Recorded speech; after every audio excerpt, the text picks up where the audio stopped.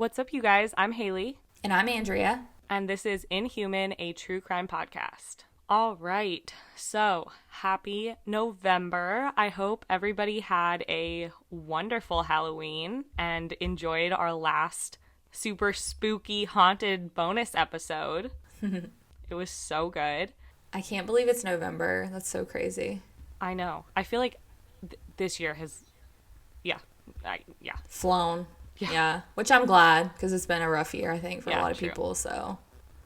Yeah, it's crazy. Before we get into the episode, I want to apologize again if my voice is raspy. I went to a Jonas Brothers concert a couple days ago and screamed a lot, and my voice is still just a little bit. I don't know if anybody can actually tell, but I can tell. So, just in case, I'm not sick. I just screamed a lot. I feel like my voice is kind of raspy too, but I think it's the weather change. So it's like, hello. And then one other thing I just wanted to share about, Andrea on our bonus episode on Saturday shared about Daniel Robinson and how they are still searching for him. And, you know, if you are in the Phoenix area, you can go and help with the searches. I also wanted to just, like, with that, you reminded me, Andrea, that we did that episode on, like, a couple missing people. And so I just wanted to give, like, a little bit of an update since that episode in case you haven't seen, in case you don't follow us on Instagram and stuff. We share updates there. But two of the people we shared about in that episode have been found, not alive, unfortunately. And they both still need justice, especially Jelani Day. He was actually found shortly after he disappeared, but he wasn't identified for 3 weeks. And his cause of death has now been confirmed as drowning, but the manner of death isn't confirmed yet, and his family does not believe that he took his own life, and there's just not a lot of attention going to the case, and it doesn't feel like the investigators are, like, really trying to figure out what happened. So, you know, we just have to keep sharing his name, his story, put the pressure on police, because that's, I think, what helps bring attention, or that attention helps push them to, like, actually go research. Yeah, because they don't want to displease the media for whatever reason. So keep putting the heat on them, keep tagging them and stuff, and absolutely. Yeah, so that's Jelani Day, and then Lauren Cho, her remains were found. They don't know anything, cause of death, manner of death at all yet, so that one is still unknown. You know, we don't know if she left on her own willingly, if something, if foul play was related, if it was like an accidental death. So we'll definitely update you guys, but just keep her family and friends in your thoughts. You know, I'm glad that they both were found, so at least their families can have some sort of closure. Yeah. So I wanted to update on that, and then also just that Daniel and Summer Wells, who we also covered in that episode, are still missing. So, you know, the more we keep talking about them, the more likely police will take the investigations more seriously. Yeah. So that is just that. Do you have anything else you want to talk about, Andrea? I don't think so. I was just trying to get my blanket out from underneath my chair. Sorry. All right. So we will just dive right into this case. I think it's going to be a pretty short one because, unfortunately, there is not a ton of information out there, and this is a unsolved case. So, and I know nothing about it, so I'm very curious and interested to hear. I didn't know anything about it before I did research either. So this was suggested by a listener. So shout out to Angie for bringing this case to our attention. Today we are covering the murder of a Canadian woman, Rachel Russell. So Angie told me that the town that Rachel is from, which is Cobourg in Ontario, Canada, is very small. And it's only the second or third murder to ever happen there. So, oh my word. Yeah. Way to go, Canada. Canada's got their shit together. Canada's amazing. And I hope I'm saying it right. I looked up a pronunciation and that's how they said it. So I think I'm saying it right. But somebody correct me if I'm wrong, please. Nicely. Yes. So it has been 14 years since Rachel's murder, and it is still unsolved. Oh my gosh. And Angie said that many in the town still remember it. And I can't believe that I've never heard of this case. Like, I've never heard a podcast cover it or anything, because there basically are, like, no leads, and it's just unsolved. And it's just so heartbreaking to like know how little information there is about it, and Yeah. you know, Probably because it's not being talked about, so there's no heat. exactly. Rachel Russell was born in 1979 in oh my gosh, Cobourg, Ontario, Canada. I can't talk today. My. That's kind of a tongue twister in your defense. Right. So. Okay. Thank you. So I have to admit, I know very little about the geography of Canada. So I kind of looked into the geography a little bit just to get my bearings, and I'm going to share that in case you, dear listener, don't know anything about the geography of Canada. And I blame the American school system because we barely learned American United States geography. So, Yeah. you know. Yeah. But I did learn a little bit more while doing this research. So Cobourg is in the province of Ontario, which is on the more eastern side of Canada. And this helped me picture it because I'm American and dumb, but it is above Minnesota, Wisconsin, Michigan, Ohio, and New York. So it's in like that section of Canada, and it's part of Canada that touches the Great Lakes. Okay. And Cobourg is in the southern part of Ontario, not far from the U.S. border. So that's my geography lesson for the day. Thank you. Cobourg's population today is still less than 20,000, and in 2007, I believe it was closer to 15,000. So it's not a very big city, and people tended to, know everyone there. People knew each other. People knew what was happening in the town. So that's why one of the reasons it's so shocking that there's so little information. So Rachel Russell grew up in Port Hope, Ontario, which is right next to Cobourg, and Rachel had 4 sisters. They described their upbringing as a normal middle-class family. Rachel's sisters say that she was extremely friendly and lovable, being almost like a chameleon, always meeting new people. No. They also said Rachel was adventurous and had a little bit of a wild side.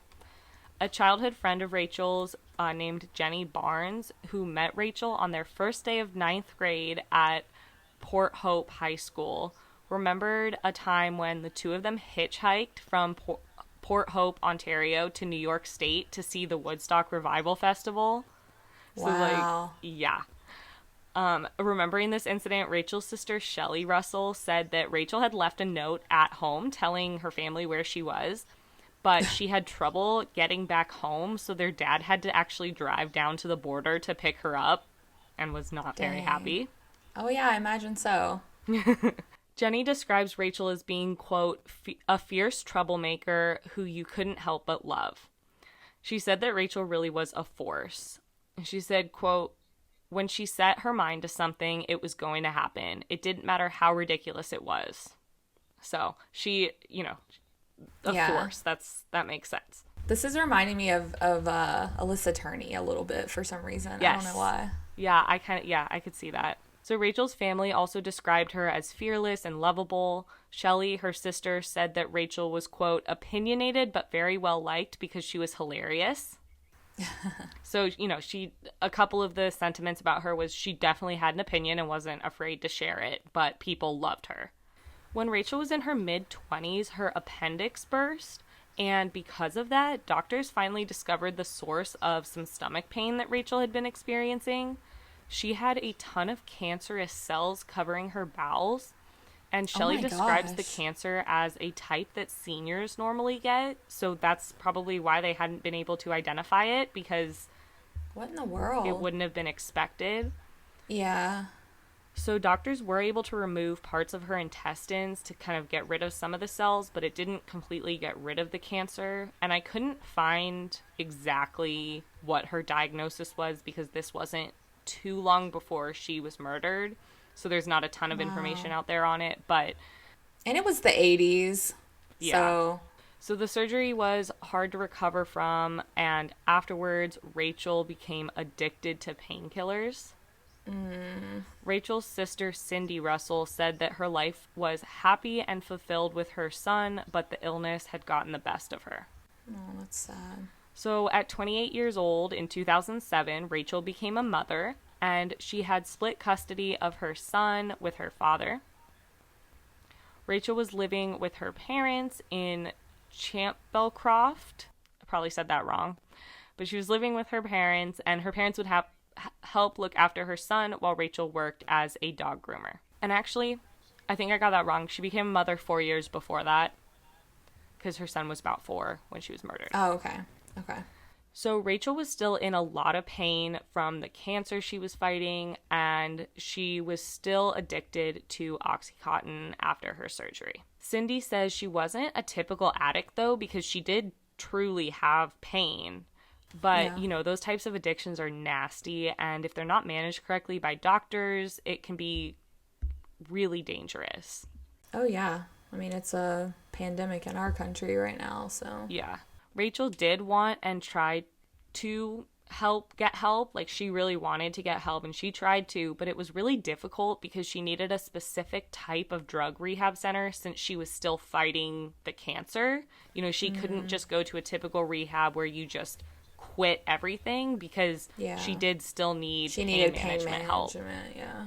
So it was difficult for her to find rehab that could help her, and she wasn't ever able to get the help that she needed. Rachel's sisters believed that if she had never gotten sick, she would still be with them today.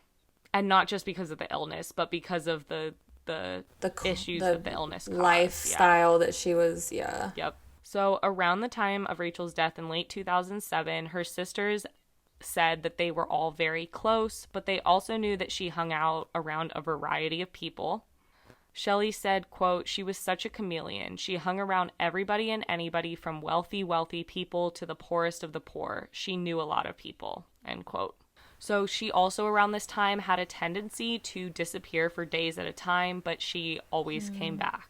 On November 12th, 2007, a person was looking for beer bottles along the abandoned east-west train tracks in Cobourg when they discovered a woman's body. So this happened at 1:30 p.m., and when police got to the train tracks, they determined that the woman had been dead for at least a few hours, if not a few days. Shelley remembers hearing on the news that a woman's body had been found in Cobourg, and then she called her mom to see when she had last spoken with Rachel, and her mother said it had been 3 or 4 days, and Shelley said immediately she had a gut feeling that this woman was Rachel. That's so sad. I know. The next morning, after still not hearing from Rachel and that woman's body still not being identified by police, Shelley called the police to tell them that she hadn't heard from her sister, and although she wasn't technically missing yet because she would kind of disappear for a few days, she just wanted to give them a description of her and specifically of her tattoos. To see if it matched, So this was about 24 hours after the body had been discovered, and like I said, police had not yet been able to identify it. And after Shelley's description of Rachel's tattoos, police pretty quickly identified the woman who was found as Rachel Russell. So Shelley said as soon as that night, police were at her doorstep, and she said they were, quote, breaking the news her sister had been murdered. Wow. Yeah. She was, and she probably wasn't thinking that. Right. I would assume, like maybe more of like a overdose type situation. Right. So throughout the next year, there was a full investigation into Rachel's murder. Police believe that Rachel had been murdered a few weeks prior to the discovery of her body, and her cause of death was determined to be blunt force trauma. Oh. They also believe it's very possible that she had been murdered somewhere else and brought to the train tracks. Okay. So when they found her and they said she could have been dead for a few hours or a few days, they kind of recanted that and said, we think she's been deceased longer. Okay. Yeah, and I think that initial response was like, she's not alive, we can't save her, you know, like, okay. It was like, okay, she's clearly been dead for a little while. Yeah. And then once they were able to actually do an autopsy and stuff, they determined it had likely been a few weeks. Okay. So her family knew that it really could have been anything that happened to her. Rachel's friend Jenny said, quote, "She could have gotten into an argument as she was known to be opinionated, or she could have had trouble over drugs." Yeah. So the area that she was found in was known to be frequented by drug addicts, and Rachel's, quote, "big mouth" could have gotten her into trouble, and that's kind of what her family and friends were thinking. Police and Rachel's family do believe, though, that the person or people who killed her knew her, especially just with how small the city of Cobourg is. Right. So in October 2008, a man was actually arrested and charged with second-degree murder, but the charges were withdrawn in April 2009 because there was not a reasonable prospect of convicting him. Oh. So this man, whose name is Wayne Ryman, he has continually maintained his innocence. He was actually in jail for 7 months awaiting trial before the charge was withdrawn. And because of that, he ended up losing custody of his daughter, and he says his mother underwent tremendous stress. Wow. So Wayne Ryman has officially been ruled out, and hopefully he truly has nothing to do with it. And I couldn't really find, like, why they thought it was him or anything. There just wasn't a lot of information on it, so. Yeah, that's interesting, though, that they, like, kept him for 7 months. Yeah. Damn. So the February after Rachel passed away, Rachel's father passed away, leaving her mother a widow. Now, Rachel's mother lives in Oshawa with her daughter Cindy, and Rachel's mom doesn't really speak much about the murder or the case, but she is extremely supportive of Cindy and Shelley working to get answers. So Cindy and Shelley also obviously currently live in Oshawa, and they specifically moved there to be closer to Rachel's son, who is now 18 and living with his father. And her son had actually believed that his mother died of cancer until 2016 when the family finally explained to him what had happened. That's awful. That's so hard. Yeah. But thankfully, he's really close with Rachel's family, and they get to spend a lot of time together, and that's why they moved to Oshawa. So at least her son is still getting to see, his family or his mom's family. And was he in the custody of his father, I guess, after? Yes. Okay. Because before she passed away, it was a joint custody. Right, 50-50. Yeah. Okay. As of now, the investigation into the death of Rachel Russell remains open, and police are pursuing any investigative leads that come forward.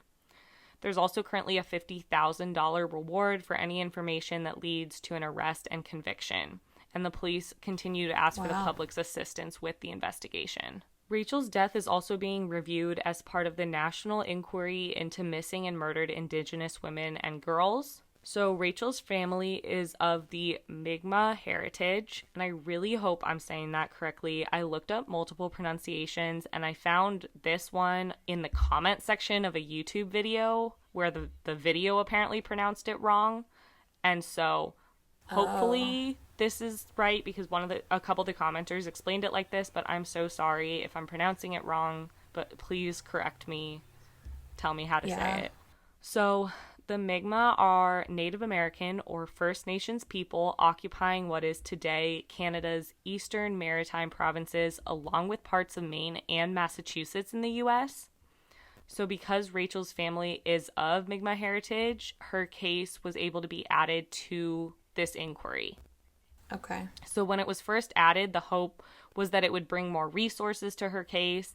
And so far, there hasn't been any significant developments with that, but that doesn't mean there never will be. Any additional eyes on a case like this can be extremely helpful. Right. Every November, the family gets a call from the police department to inform them that they are still actively working on the investigation into Rachel's murder. 2017 was the 10th anniversary, and that was really the last time I could find any news updates about the case, except for one article I'll talk about in a second. Okay. But in 2017, in a Northumberland news article about the 10th anniversary, Shelley said that she truly believes that someone still knows something. She said, quote, "I think her friends, that group, knows. I think somebody is just scared of who killed her. But then you're dealing with people who have addictions and can't remember one day to the next." That's true. Yeah.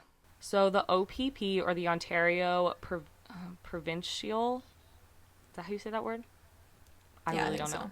Provincial. But the Ontario Police, they said that the investigation remains active and it is not a cold case, despite happening over a decade ago. So I think that's a little different than the U.S., because the U.S. cases can still be open but cold, whereas I think in a lot of other countries, if they're cold, it basically means like they're closed. Yeah. That was like another case was it the Madeleine McCann, yeah. Yeah, so it's still open. It's not a cold case. It has been 14 years since Rachel was murdered, and her family just wants closure. they are trying to remain hopeful, but find it difficult now, especially so many years later. I think there was a little bit of a renewed hope in 2017 at the 10th anniversary. They were still very hopeful, but now it's getting harder. In 2020, Shelley told Toronto.com, quote, 13 years later, we have accepted that it is what it is. We're very limited on what we know because it is an ongoing investigation.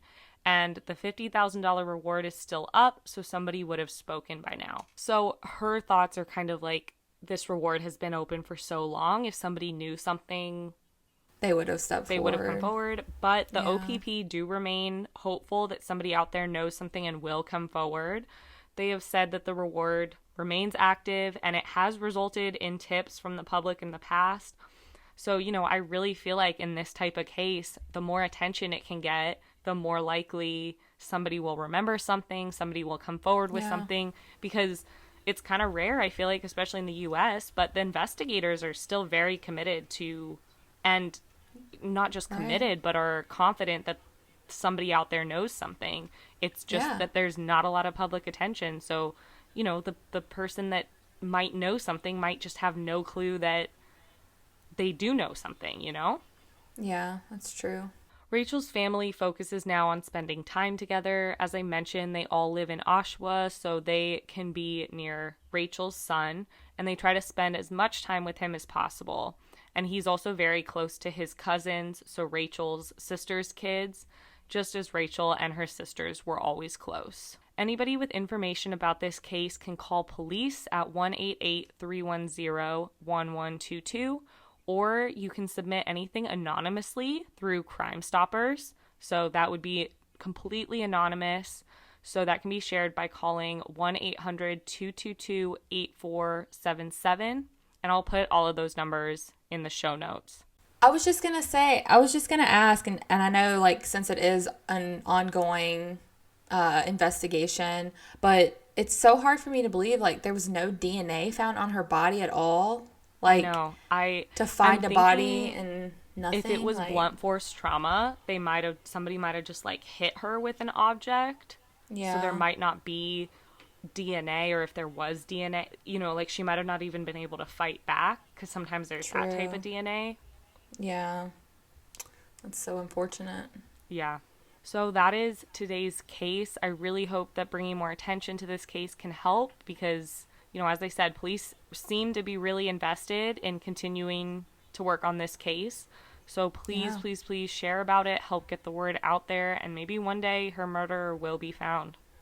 Especially if you're in Canada or, in Ontario specifically, like, share this case, because you guys are going to be the ones that can really get the attention out there, I think. 100%. So yeah, that's all I have for you guys today. I will post some photos of Rachel on our Instagram. Our Instagram is Inhuman_podcast. You can see those there. Also, be sure you join our Facebook group, because we post all of our posts there and chat with you guys about theories and other things. So be sure to head over there. You can find it on Facebook if you search Inhuman Podcast, probably, or Inhuman, a true crime podcast. Again, it's all linked down below. So with that, thank you guys so much for listening. We will see you on Thursday, and until then, keep it human. Bye. Bye.